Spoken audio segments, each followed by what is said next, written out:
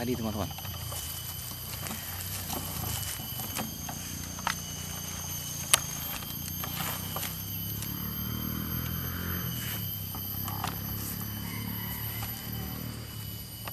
Assalamualaikum warahmatullahi wabarakatuh. Teman, sanak, para sedulur sak piturute.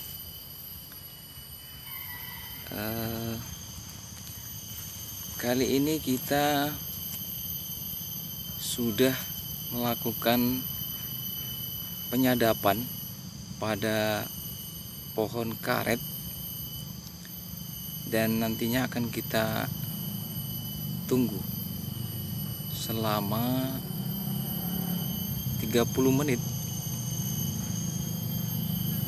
bagaimana hasil dari sadapan karet kita. Nah, sembari menunggu mangkuk ini penuh dengan latek, harapan saya kalau tak penuh ya tak masalah. Nah, segitulah rezeki yang didapat. Nah, namun kalau penuh, alhamdulillah. Alangkah baiknya kita berbincang-bincang terkait dengan pertemuan sebelumnya. Kita telah mentelaah kitab karya dari seorang ulama, yaitu Buya Hamka, yang berjudul Falsafah Hidup, di mana dalam bukunya tersebut ada 9 subtema yang menjelaskan daripada judul buku yang ditulis oleh penulis. Tema pertama sudah kita bahas tentang akal, sebatas mereview akal yang disampaikan Buya Hamka. Buya Hamka menuliskan bahwa akal itu adalah ikatan, dan setelah itu Buya Hamka menjabarkan dengan mencantumkan sebuah riwayat, di mana riwayat tersebut au kama qala alaihi salatu wassalam, innal ahmaqal abida yusibu bijahlihi a'zamu min fujuril fajr wa innama yartafi'un nas fi darajati zulfa ala qadri uqulihim. Kalau tak salah seperti itulah yang ditulis oleh Buya Hamka. Nah, dari riwayat tersebut bahwa seorang yang tidak tahu, ya bodoh lah kalau kita sebut, tak tahu bodoh. Seorang yang bodoh rajin beribadah, hal tersebut lebih bahaya dengan kebodohan yang menimpanya itu dibandingkan seorang yang durjana. Selanjutnya, adapun derajat manusia di sisi Tuhan berdasarkan akal mereka juga. Nah, seperti itu kalau di terawang-terawang artinya. Untuk pakar hadis tentunya akan menteliti itu riwayat dari mana, kemudian rawinya siapa, dalam kitab apa, kemudian disyarah oleh siapa, selanjutnya apakah hadis tersebut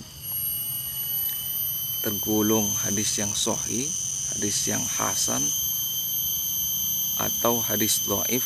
Tentunya kita serahkan itu ke muhaditsin yang memang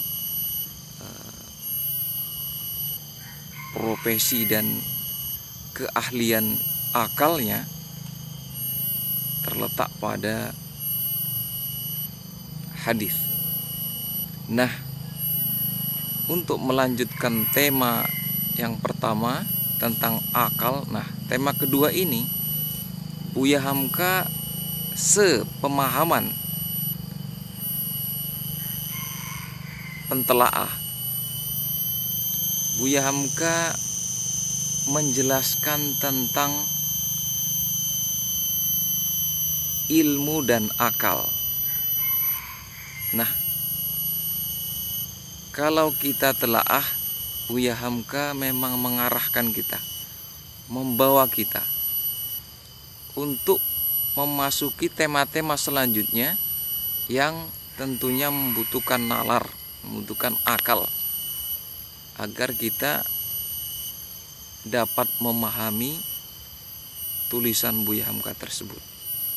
Nah, pada tema ilmu dan akal ini, Buya Hamka menjelaskan satu persatu apa itu akal, apa itu ilmu, kemudian menjelaskan tentang jahil, serta menjelaskan juga tentang hawa nafsu. Nah, dalam